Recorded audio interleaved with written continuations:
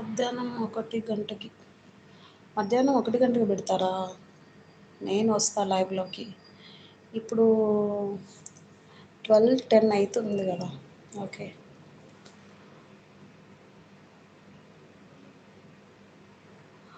నాది rent house అండి.